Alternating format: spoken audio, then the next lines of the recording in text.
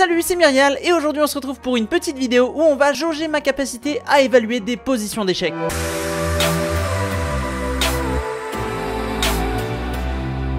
L'idée est simple, je vais avoir 10 positions d'affilée qui vont m'être présentées. Je vais devoir jauger si on est plutôt bon pour les blancs, si on est plutôt bon pour les noirs et à quel niveau. Et en fonction de ma réponse un peu à la GeoGuessr, plus on est loin, moins on aura de points. Le maximum c'est 100 points par position et on peut perdre des points très vite, ça dégringole rapidement. N'hésite pas à t'abonner et à liker si tu kiffes le concept et dis-moi en commentaire si tu veux un épisode 2. C'est parti! Alors pour la première position, on va compter déjà le matériel. On a 1, 2, 3, 4, 5, 6 pions.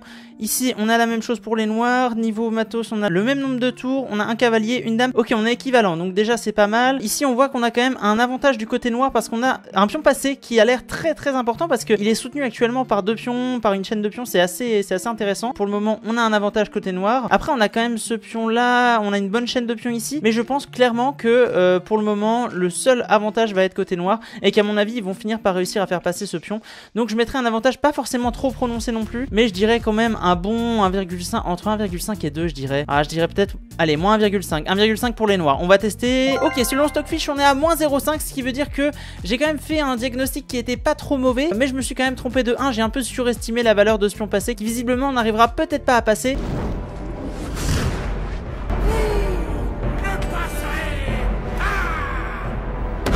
J'ai quand même gratté 59 sur 100, c'est au-dessus de la moyenne, on enchaîne. Ok, position numéro 2, niveau pion, on est à 6 côté blanc, on est à 5 côté noir. On a une dame de chaque côté, 2 tours, un cavalier. Ok, donc on a un pion de plus côté blanc. On a une chaîne de pions qui paraît meilleure côté blanc. Par contre, on a quand même un pion passé côté noir. Encore. Ça fait beaucoup là, non? Avec un pion qui est soutenu, donc c'est vraiment pas mal. En plus, on a un avantage net qui pourrait venir du fait que on pourrait avoir genre tour H7 ici. Et l'attaque avec la dame ici, elle a l'air très menaçante. Après, je suis pas sûr qu'on arrivera à en faire quelque chose parce que si le roi part par ici, à mon avis, on n'arrivera pas à faire grand chose. Mais ça reste encore un avantage côté noir. Je trouve pas trop d'avantage côté blanc pour le moment. Les blancs sont très enfermés de leur côté. Je dirais qu'on est à moins 1 à mon avis. Parce que tout à l'heure, on a fait l'erreur de surestimer l'avantage côté noir. Là, je pense qu'on est à peu près sur le même type d'avantage. Donc, à mon avis, moins 1 ça passe. Ok, bon je me suis pas trompé de côté, mais quand même on est à moins 3,1 cette fois. On va pas se mentir, je pense que l'avantage positionnel avec l'alignement tour dame juste ici sur la colonne H ainsi que le pion passé, ça fait quand même deux avantages qui sont quand même très puissants. Et donc on arrive sur une évaluation de moins 3,1. Moi j'ai voté moins 1, ce qui veut dire qu'actuellement j'ai eu 41 pour le deuxième. On est donc à 100 sur 200, j'ai pile la moyenne pour l'instant. J'espère que je vais au moins réussir à avoir la moyenne sur les 10 positions, ce serait super cool. Ok, position numéro 3, ici on est à 1, 2, 3, 4, 5, 6 pions de chaque côté, une pièce de chaque côté, donc on a un fou, un cavalier. En règle générale, les fous sont meilleurs en finale. Ça peut toujours varier selon la position. Je mettrai pour le moment un léger avantage noir, mais c'est vraiment pas grand chose. On a ce pion blanc qui a l'air d'être en danger. Cependant, je crois que c'est toujours au blanc de jouer. Donc à mon avis, il pourrait être échangé. Les blancs pourraient l'échanger directement et on perdrait ce désavantage notable. Pour l'instant, moi, je miserais plutôt sur une nulle, honnêtement. Donc à mon avis, je vais partir là-dessus. Mais je suis pas très sûr de moi. Allez, on tente. Let's go, les petits feux d'artifice. Merci beaucoup. Ok, on était bien sur une nulle. En même temps, la position paraissait nulle, mais je me suis demandé s'il n'y avait pas un piège parce que souvent je sais que ce site aime bien te faire des pièges, mais heureusement c'était pas le cas cette fois-ci. On est donc à 200 sur 300, let's go pour la 4ème position. Ok, donc sur cette position, une dame, une tour chacun, 4 pions du côté blanc, oh là là, 6 pions du côté noir. On est quand même sur quelque chose de pas mal du tout. Ici on voit que les blancs ont essayé d'avancer un pion, mais il va forcément finir par se faire manger par le pion E7, donc c'est pas un avantage vraiment notable. Est-ce qu'il y a une petite tactique qui traîne? J'ai pas l'impression.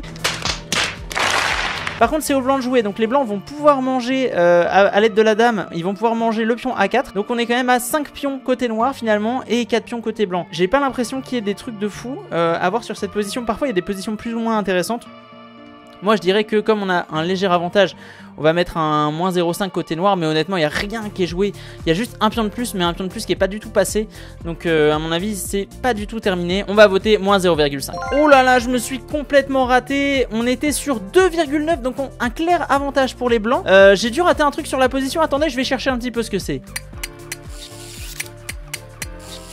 Ok, c'est bon, j'ai compris. En fait, le truc, c'est que j'ai complètement raté une tactique. Vous l'aviez peut-être vu avant moi. En fait, c'est simple. Si on fait tour C6, ici, on attaque à la fois la dame et la tour. La dame ne peut pas prendre la tour parce que sinon, bah, tout simplement, il va échanger une dame contre une tour, ce qui est vraiment pas terrible. Et si la dame bouge, je vais tout simplement gagner la tour derrière. Donc, on a un clair avantage. C'est le principe des positions sur ce site. Souvent, on a des petits pièges. Et ici, je me suis clairement fait avoir. C'est parti pour la position 5. Ok, position 5, on a 1, 2, 3, 4, 5, 6. Ok, on a 6 pions de ce côté, 6 pions de l'autre côté. Je compte toujours les pions en premier. Fou, cavalier. cavalier. Donc là on est relativement similaire. Il y a paire de fous quand même du côté blanc, ce qui peut être intéressant. Les deux tours, la dame. Ok, donc niveau matos, on est sensiblement équivalent. Ensuite, qu'est-ce qu'on pourrait attaquer? Moi je vois une faiblesse du côté noir sur le pion E6 qui est quand même bien arriéré. Ici par exemple le pion F4 est beaucoup moins faible puisqu'on pourrait jouer G3. Donc voilà, je verrais par exemple des coups comme fou G4, ça pourrait être vraiment intéressant. Donc pour l'instant je dirais plutôt avantage blanc. Par contre on a la colonne qui est contrôlée ici, la tour qui tape ici. Honnêtement c'est un peu compliqué à déterminer, mais je dirais qu'avec la paire de fous plus la possibilité de capitaliser sur le pion E6, on a quand même un léger avantage pour les blancs. Je sais pas, je me situerais aux alentours de 0,8 peut-être, un truc comme ça. Sachant qu'on peut reprendre vraiment facilement le contrôle de la colonne C juste ici. Moins 0,8 ça me semble cohérent, on va essayer ça. Ok, let's go, j'ai voté 0,8 et c'était 0,9 l'évaluation de Stockfish. Donc là on était quasiment au score parfait. J'ai fait un score de 95 sur 100, ce qui est vraiment très cool. Je suis assez content parce que là je pense que mon évaluation de la position a été assez bonne. Je pense pas avoir raté quoi que ce soit. N'hésitez pas à me dire en commentaire si parfois vous voyez des trucs sur les positions que j'ai pas vu. Ça pourrait expliquer des trucs, mais là en tout cas je pense que j'ai une analyse assez bonne. C'est parti pour la position suivante. Ok, position suivante, on a une dame de chaque côté, 2 tours de ce côté là, 2 tours de ce côté là, un fou. Niveau pion, on est à 6 pions côté blanc et 5 pions côté noir. Ok, maintenant niveau positionnel, on a des pions doublés du côté blanc, une position pas terrible. Les pions doublés isolés, c'est vraiment pas terrible. Le fou là qui est complètement inutile côté noir, même s'il défend quand même le pion C6. On a quand même une grosse attaque des noirs sur le roc blanc, donc je sais pas trop ce qu'on va pouvoir en faire. Honnêtement pour l'instant je dirais que c'est relativement égalité.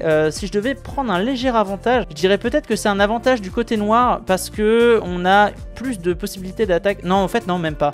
Il y a je dirais avantage blanc. Avantage blanc. Ok, j'ai mis avantage blanc, j'ai mis 0.3 et en fait c'est un clair avantage blanc, on est sur 3.7. La raison qui m'a fait dire léger avantage blanc, moi c'était que le roc du côté noir est complètement explosé. Donc ça donne vraiment envie de dire avantage du côté des blancs, surtout qu'il reste encore une dame et 2 tours. En général quand il n'y a plus de roc mais qu'il n'y a pas de dame, c'est pas forcément très grave. Mais par contre ici il y a encore beaucoup de matériel, donc je me dis que c'est quand même vachement important. En plus le truc que j'ai pas forcément pris en compte, c'est que là c'est toujours aux blancs de jouer.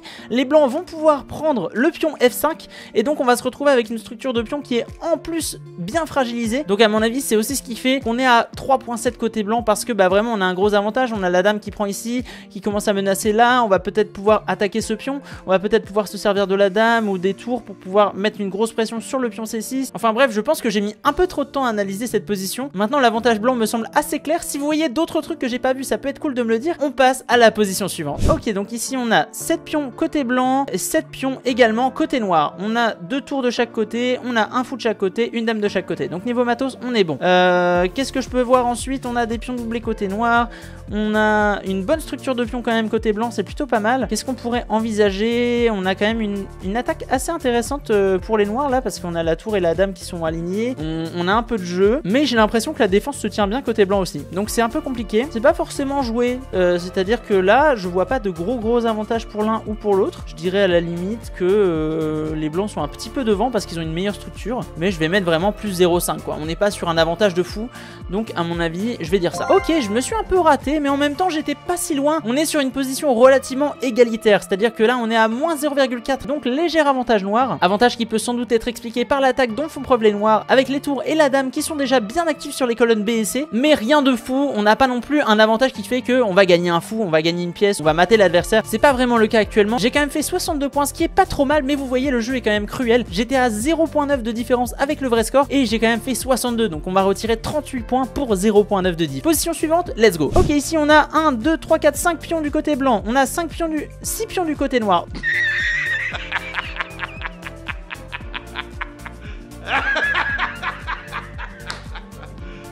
Ok, intéressant. On a beaucoup de matériel ici. On a 2 fous, un cavalier, et ici 2 cavaliers, un fou. Et on a les 2 tours et la dame. Ok, intéressant. On a des pions passés qui sont super importants ici. Oh, je pense que ça va être un clair avantage blanc juste à cause de ces pions passés. Maintenant, on a quand même beaucoup de matériel, donc à voir si on n'a pas une tactique derrière.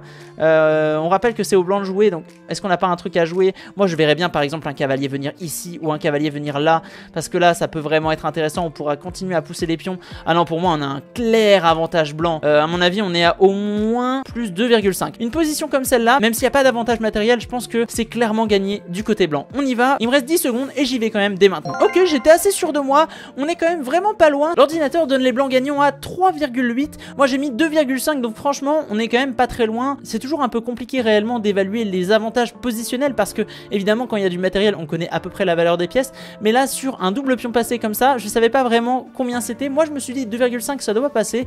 L'ordinateur dit carrément 3,8, donc vous voyez quand même l'importance des pions passés.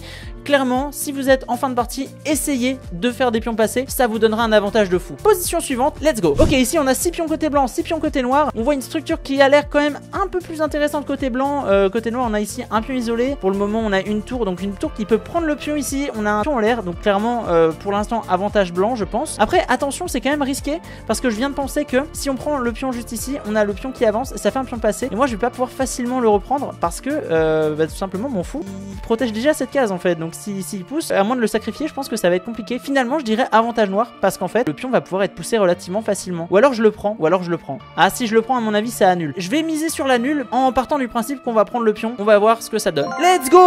Ok! Ok, c'était nul.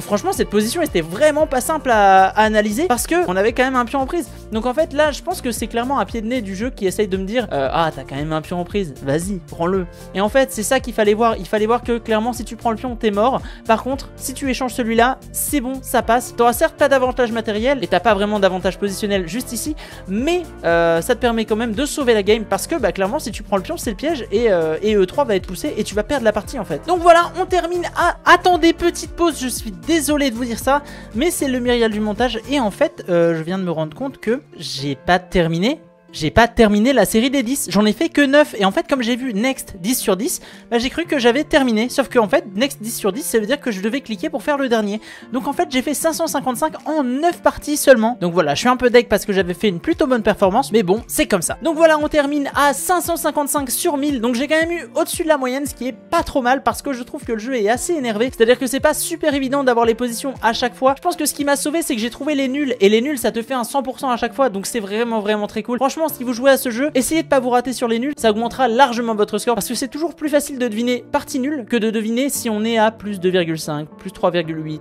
moins 2, je sais pas combien. Donc voilà, forcément je me suis servi de ça et ça m'a permis d'avoir 555. Voilà, si vous avez kiffé la vidéo, n'hésitez pas à liker, à vous abonner. J'ai vu que le site Chessval a sorti un mode battle, donc je ferai certainement des duels contre les viewers en stream, ça peut être trop cool. N'hésitez pas à venir sur Twitch, je stream tous les mardis soirs. Dites-moi en commentaire si ça vous chaufferait d'avoir un épisode 2, peut-être en mode battle, peut-être en mode solo pour essayer de battre mon record actuel. Et je vous dis à plus pour une prochaine vidéo.